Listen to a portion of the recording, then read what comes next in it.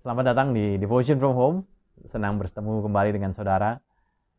Doa saya, saudara semuanya dalam keadaan sehat, terus percaya dengan Tuhan, kepada Tuhan, dan terus bertumbuh di dalam Kristus, dan terus menceritakan tentang kebaikan Tuhan kepada orang-orang di sekitar kita.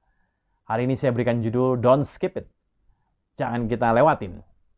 Ada banyak video di YouTube yang ada iklannya, dan tentu kalau kita nggak suka nonton iklannya, kita bisa pencet tombol skip ad di sebelah kanan daripada layar monitor kita. Dan banyak daripada kita pasti yang sering menggunakan tombol skip tersebut. Dan juga ada sebuah film komedi di mana seorang laki-laki menerima remote ajaib, dan remote ini bisa membantu dia untuk skip masa-masa waktu-waktu yang dia nggak suka untuk dia lewati. Misalnya dia kena macet, dia nggak suka, dia bisa skip forward. Dia misalnya harus makan malam bersama dengan keluarganya, dia anggap itu membosankan, dia skip forward. Dan akhirnya dia pakai tombol ini untuk melewati masa-masa yang nggak enak dalam hidupnya, seperti misalnya dia harus mengerjakan proyek-proyek besar untuk memperoleh promosi. Dia malas ngerjain proyeknya, dia pengen promosinya, jadi dia skip pengerjaan proyeknya dan dia masuk ke dalam menerima promosinya. Sampai akhirnya dia skip juga proses hingga dia menjadi pemilik sebuah perusahaan. Waktu yang dia skip ini tadinya hanya beberapa menit dari hidupnya, tapi berkembang jadi beberapa jam, beberapa hari, beberapa minggu, beberapa bulan, dan akhirnya berkembang menjadi beberapa tahun. Hidupnya berhasil secara karir, finansial, tapi dia kehilangan begitu banyak momen. Dia kehilangan begitu banyak momen-momen penting dalam kehidupannya. Dia tidak melihat anaknya bertumbuh menjadi besar karena dia skip. Dia tidak melihat orang tuanya jatuh sakit dan kemudian meninggal karena dia skip. Dia kehilangan istrinya, dia kehilangan waktu dengan istrinya karena banyak dia skip waktu dengan istrinya. Dan akhirnya dia memperoleh begitu banyak kemenangan, tapi dia kehilangan begitu banyak momen-momen penting. Nah, di dalam 2 Samuel 8 ayat 6 dan 14, Alkitab menuliskan 2 kali mengenai Raja Daud. Dikatakan Tuhan memberi kemenangan kepada Daud kemanapun ia pergi berperang, kemanapun ia pergi berperang. Saya percaya hal yang sama Tuhan berikan bagi kita orang percaya. Ada janji Tuhan bahwa Tuhan memberi kemenangan kepada kita semua kemanapun kita pergi berperang. Artinya, tidak ada yang bisa menang melawan kita, saudara. Karena firman Tuhan mengatakan bahwa bila Allah di pihak kita, siapa lawan kita? Artinya nggak ada yang bisa menang bila Tuhan bersama dengan kita. Roma 8 ayat 37 mengatakan bahwa malah dalam semuanya itu kita mendapat kemenangan yang sempurna oleh Dia yang mengasihi kita. Kita mendapatkan kemenangan yang sempurna, saudara. Dalam terjemahan lain dikatakan kita menang mutlak melalui Yesus yang mengasihi kita. Ada sebuah jaminan yang kemenangan yang sempurna. Jaminan kemenangan yang mutlak bagi kita.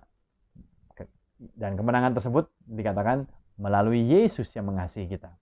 Kita bersyukur bahwa ada jaminan kemenangan. Apapun masalah yang kita hadapi hari ini, tantangan yang mungkin sudah lama kita hadapi, ada jaminan kemenangan yang Tuhan berikan bagi kita semua. Amin. Tapi seringkali yang kita lewati adalah kita tidak mau melewati prosesnya. Kita tidak mau melewati peperangannya mencapai kemenangan tersebut. Kita tidak mau melewati masa-masa yang tidak enak ini, karena kadang-kadang melewati prosesnya ini membutuhkan waktu yang lama dan melelahkan. Kita ingin tentu seperti Daud mengalahkan Goliat, tapi kita tidak mau berhadapan dengan Goliat. Kita ingin seperti Yusuf menjadi penguasa di Mesir, tapi kita tidak ingin melewati masa dijual oleh keluarga, kemudian diperbudak oleh bangsa Mesir, kemudian dipenjara, difitnah, dan ditinggalkan oleh temannya. Kita ingin kemenangan-kemenangannya, tapi kadang-kadang kita ingin skip semua momen-momen yang gak enak dan hanya ingin momen-momen kemenangan-kemenangan yang dari Tuhan aja. Kadang-kadang kita gak mau karena momen-momen ini memang gak gampang, susah, dan lama, gak enak untuk dilewati. Makanya kita seringkali meminta Tuhan untuk percepatan. Kalau bisa Tuhan percepat ini semuanya. Tuhan skip forward ini semuanya. Dan begitu juga dalam 2 Samuel 8 yang kita baca. Tuhan memang memberikan kemenangan bagi setiap peperangan yang dihadapi oleh Daud. Tapi Daud tetap harus berperang, tetap harus berjuang menghadapi bangsa-bangsa yang besar untuk dia memperoleh kemenangan tersebut. Di dalam ayat yang pertama dikatakan bahwa Daud harus mengalahkan orang Filistin dan dia menguasai ibu kota dari Filistin. Artinya itu tidak butuh waktu yang sebentar, itu butuh waktu yang lama untuk berperang melawan orang Filistin. Kemudian dia harus mengalahkan orang Moab. Kemudian dia harus mengalahkan Raja Soba. Kemudian dia harus mengalahkan Raja Aram yang hendak menolong Raja Soba. Artinya itu peperangan juga yang lama yang harus dilewati oleh Daud. Dan bahkan dalam perjalanan pulang ke Yerusalem, dia harus berhadapan dengan bangsa Edom dan menguasai seluruh Edom. Itu juga butuh waktu yang lama untuk Daud melewatinya. Daud mengalami kemenangan-kemenangan yang dari Tuhan. Tapi dia juga harus melewati peperangan-peperangan yang membutuhkan waktu yang lama untuk memperoleh kemenangan-kemenangan tersebut. Daud tidak memperolehnya dengan duduk santai dan Tuhan memberikan kepadanya. Daud tetap harus melewati perjuangannya. Tidak mungkin ada kemenangan yang besar tanpa kita harus melewati pertandingan yang sulit atau mengalahkan musuh yang besar. Seorang perenang bernama Michael Phelps memenangkan 8 medali emas di dalam Olimpiade di Beijing. 7 daripada medali emas yang diperoleh dengan mencatat rekor dunia. Dan saudara tahu, walaupun dia mencatat rekor dunia, walaupun dia memperoleh 8 medali emas, tapi kemenangan yang diperolehnya tidak diperoleh dengan mudah. Bahkan ada kemenangannya yang awalnya dia harus melewati kekalahan dahulu dan kemudian di menit-menit terakhir dia memperoleh kemenangan. Tidak mudah, dia harus mengalahkan perenang-perenang papan atas dari berbagai mancanegara, saudara. Michael Phelps menjadi perenang yang besar karena dia berhasil mengalahkan musuh-musuh yang juga besar. Sehingga prestasinya besar, saudara-saudara. Yesus menjadi juru selamat kita. Karena dia juga mengalahkan musuh yang besar, yaitu maut. Dalam 1 Korintus 15 dikatakan, maut telah ditelan dalam kemenangan. Hai maut, di manakah kemenanganmu? Hai maut, di manakah sengatmu? Sengat maut ialah dosa dan kuasa dosa ialah hukum Taurat. Tetapi bersyukur kepada Allah yang telah memberikan kepada kita kemenangan oleh Yesus Kristus, Tuhan kita. Yesus memperoleh kemenangan atas maut, bukan dengan hal yang mudah. Yesus harus meninggalkan surga, turun menjadi manusia, mengambil rupa seorang hamba, dan kemudian menghadapi kayu salib dan bahkan mati di kayu salib. Dia harus merendahkan dirinya. Kita tahu bahwa Yesus ingin skip forward. Dia berdoa, Tuhan kalau boleh cawan ini berlalu, kalau boleh ini di skip forward Tuhan. Aku gak usah lewatin ini. Tapi Yesus tidak skip forward ini. Dia malah berkata, Tuhan, kehendak-Mu lah yang terjadi. Dia tetap taat. Bahkan dia taat sampai mati di kayu salib. Hari ini mungkin kita melewati masa yang gak gampang. Masa penantian, masa menghadapi musuh, tantangan yang besar. Rasanya gak enak, rasanya udah lama kita lewatin ini semuanya. Rasanya udah lama berjuang, berdoa. Tapi mari kita berdiri teguh. Jangan goyah. Giat selalu dalam pekerjaan Tuhan. Saudara, mungkin udah lama kita melewati pandemi ini. Kita udah capek mungkin. Capek dengar berita, capek dengan PSBB, capek dengan orang yang tidak menjalankan protokol, capek dengan perekonomian yang tidak pasti. Capek menunggu waktunya ini selesai. Mungkin kita capek bertahun-tahun berdoa untuk pernikahan kita, berdoa untuk keturunan, berdoa untuk kesembuhan, berdoa untuk promosi, berdoa untuk pasangan hidup. Mungkin kita capek. Tapi mari kita jangan goyah. Seperti Daud tidak goyah menghadapi musuh-musuh yang harus dihadapi. Karena dia tahu Tuhan juga yang akan memberikan kemenangan atas setiap musuh yang dihadapi. Petrus, Yohanes, Paulus, murid-murid Tuhan Yesus tidak goyah walaupun menghadapi aniaya.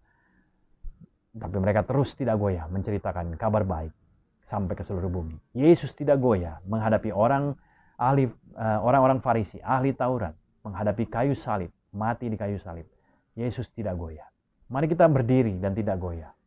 Walaupun manusia lahiriah kita rasanya semakin merosot, tapi mari di dalam kita bangun manusia batiniah kita diperbaharui hari demi hari. Jangan kita goyah. Malah mari kita perkuat iman kita. Karena kita tahu bahwa Tuhan telah menjanjikan kemenangan. Walaupun ini sulit, walaupun ini lama rasanya, walaupun ini berat untuk dilewati. Tapi kita tahu ada janji kemenangan yang Tuhan berikan di depan kita. Saudara mungkin bertanya, Tuhan kenapa saya harus melewati masa-masa yang gak enak ini? Tahukah saudara, Sadrak, Mesak, Abednego di tengah-tengah api yang begitu panas, Raja Nebukadnezar bisa melihat ada Yesus, ada Tuhan berdiri bersama Sadrak, Mesak, Abednego. Tahukah masa-masa susah ini kadang-kadang Tuhan pakai agar orang lain bisa melihat bahwa Allah beserta kita.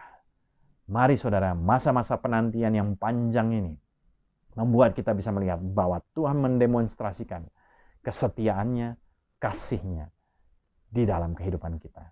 Kita akan melihat kuasa-Nya memberikan kemenangan atas setiap peperangan kita. Amin saudara. Amin. Mari kita berdoa. Tuhan, kami bersyukur ada kemenangan yang Kau janjikan bagi setiap kami yang percaya bahwa Yesus telah memberikan kemenangan yang mutlak. Maut tidak ada lagi kemenangannya Tuhan Yesus. Sengat maut tidak ada lagi kuasanya. Dan Tuhan, kami berdoa di tengah-tengah masa-masa penantian kami menerima kemenangan tersebut. Ajar kami untuk tetap tidak goyah, tetap memperkuat persekutuan kami dengan Engkau. Karena kami tahu persekutuan kami di dalam Engkau tidaklah sia-sia. Terima kasih ya Bapa, kuatkan setiap jemaat-Mu yang menghadapi masa-masa yang tidak mudah di hari-hari ini. Bangkitkan pengharapan mereka, agar mereka tahu bahwa Allah tidak jauh daripada mereka. Allah mendengarkan semua tangisan mereka, seruan mereka. Dan Allah siap untuk memberikan kemenangan demi kemenangan, kekuatan, penghiburan ketika di masa-masa yang tidak mudah ini. Terima kasih ya Tuhan untuk firman-Mu hari ini. Biarlah setiap kami dikuatkan, disegarkan kembali. Sebagaimana Paulus mengatakan, manusia batiniah kami diperbaharui sehari-harinya Tuhan. Terima kasih ya Bapa, di dalam nama Tuhan Yesus kami berdoa mengucap syukur. Amin. Tuhan Yesus memberkati saudara. Have a nice weekend.